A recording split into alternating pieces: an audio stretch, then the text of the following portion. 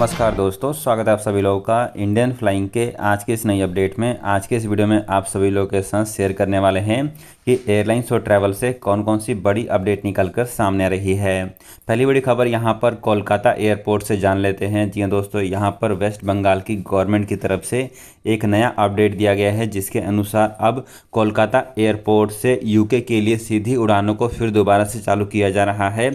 इसके साथ साथ वेस्ट बंगाल की गवर्नमेंट दिल्ली और मुंबई इन दोनों शहरों से अपनी फ़्लाइटों को रोजाना बेसिस पर चालू कर रही है। आपको बताना चाहेंगे कि कोरोना वायरस के केसेस बढ़ने के बाद ममता बनर्जी की सरकार ने दिल्ली और मुंबई से फ़्लाइटों को लिमिटेड तौर पर ऑपरेट करने की अनुमति दी थी, जिसके अनुसार सप्ताह में केवल 3 दिन ही फ़्लाइटें ऑपरेट हो सकती थी।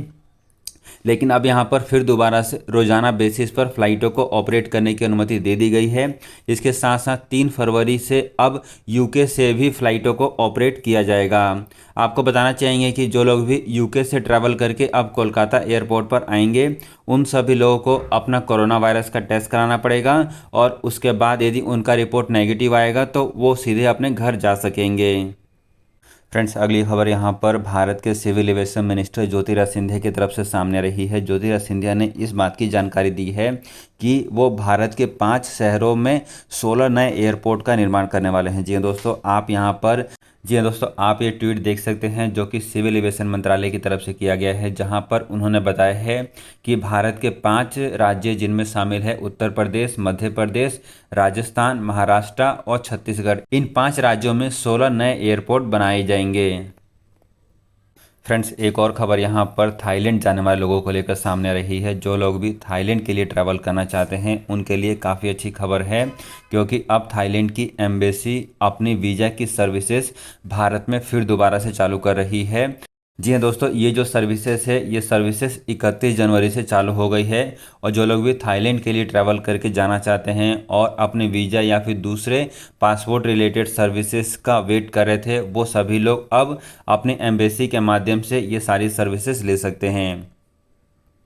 आपको बताना चाहेंगे कि यहाँ पर थाईलैंड की गवर्नमेंट ने अपने कई सारे आइलैंड के लिए क्वारंटीन फ्री ट्रैवल की अनुमति दे दी है।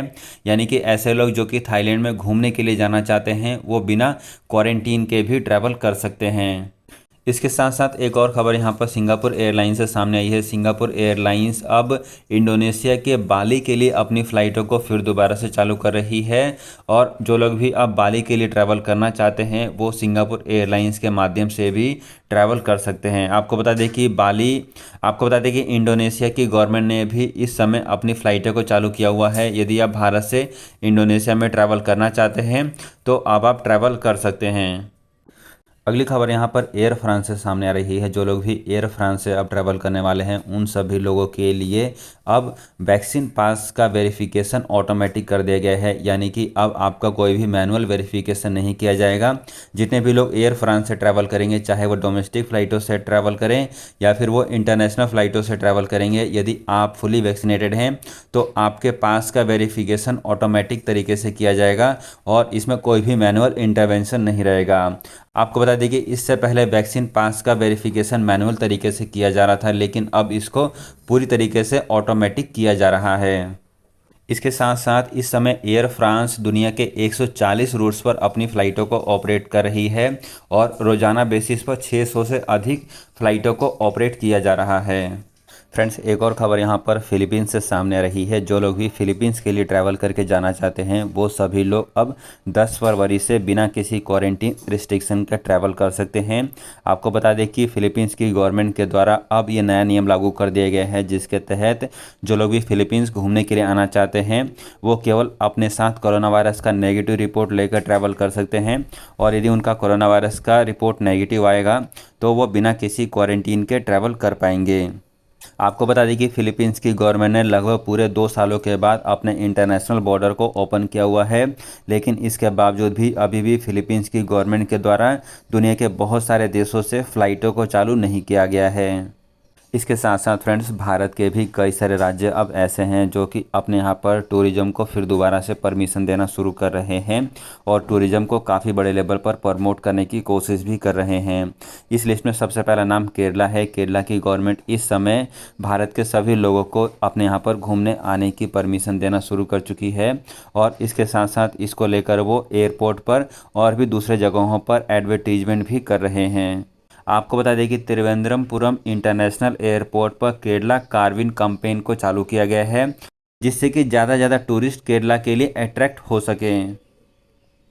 इसके साथ साथ फ्रेंड्स भारत में कोरोना वायरस केसेस की बात करें तो पिछले 24 घंटे में भारत में कोरोना वायरस केसेस की संख्या कम होकर अब केवल 1,67,000 तक पहुंच चुकी है। जी दोस्तों, आज से लगभग 10 दिन पहले भारत में कोरोना वायरस के केसेस 3 लाख से ऊपर रिपोर्ट हो रहे थे, लेकिन अब धीरे धीरे इनकी संख्या में गिरावट देखी जा रही है और पिछले 24 घंटे में भारत में केवल 1,67,000 के ही नए कोरोना वायरस के केसेस रिपोर्ट किए गए हैं। इसके अलावा कोरोना वायरस से मरने वाले लोगों की संख्या 1,152 दर्ज की गई है। फ्रेंड्स अगली खबर यहाँ पर एयर इंडिया से जान लेते हैं। जी हाँ दोस्तों, यहाँ पर एयर इंडिया को अब टाटा ग्रुप ने एक्वायर कर लिया है, जिसके बाद अब बहुत सारे लोगों को उम्मीद है कि एयर इंडिया अब अच्छी सर्विस देना शुरू कर सकता है और जिसकी शुरुआत हो भी चुकी है। आपको बता दें कि एयर इंडिया के एम्प्लॉइयों को काफ़ी लंबे समय के बाद 31 तारीख को अपनी सैलरी मिली है। जी हाँ दोस्तों, यहाँ पर 31 तारीख को सैलरी मिले हुए काफ़ी लंबा समय हो गया था और बहुत सालों के बाद एयर इंडिया के एम्प्लॉइयों को महीने के आखिरी तारीख को अपनी सैलरी मिली है। इसके साथ साथ यहाँ पर पैसेंजर्स को भी एयर इंडिया से उम्मीद है कि अब एयर इंडिया अपनी रेगुलर फ्लाइटों को भारत के कई सारे एयरपोर्ट से चालू करेगा। इसके साथ साथ उनको उम्मीद है कि एयर इंडिया की सर्विस में भी बड़े बदलाव किए जा सकते हैं। आपको बता दें कि जैसे ही टाटा ग्रुप ने एयर इंडिया को एक्वायर किया है, उसके बाद टाटा ग्रुप ने कई सारे मेन्यू में चेंजेस कर दिए हैं जो कि पैसेंजर्स को सर्व किए जाते थे। जैसे कि जो लोग भी इकोनॉमिक क्लास में ट्रैवल करते हैं या फिर बिजनेस क्लास में, उनके खाने के मेन्यू में बहुत बड़े लेवल पर बदलाव किया जा रहा है। इसके साथ साथ फ्रेंड्स अगली अपडेट भारत में डोमेस्टिक फ़्लाइटों को लेकर जान लेते हैं। आपको बता दें कि जैसे जैसे अब कोरोना वायरस के केसेस में कमी देखी जा रही है, वैसे वैसे अब डोमेस्टिक फ़्लाइटों से ट्रैवल करने वाले लोगों की संख्या में भी बढ़ोतरी आ रही है। आपको बता दें कि आज से एक सप्ताह पहले डोमेस्टिक फ़्लाइटों से ट्रैवल करने वाले लोगों की संख्या तकरीबन 1,60,000 के आसपास पहुँच चुकी थी, जो कि अब 1,70,000 से ऊपर पहुँच चुकी है। इसके साथ साथ यहाँ पर रोज़ाना बेसिस पर भारत में तकरीबन 1700 फ़्लाइटों को ऑपरेट भी किया जा रहा है। सो फ्रेंड्स, ये थी आज के एयरलाइंस और ट्रैवल से जुड़ी हुई कुछ बेहद ज़रूरी और काम की अपडेट। ऐसी और खबरों को रेगुलर बेसिस पर जानने के लिए चैनल को सब्सक्राइब कर लें ताकि आपको लेटेस्ट अपडेट समय पर मिलती रहे।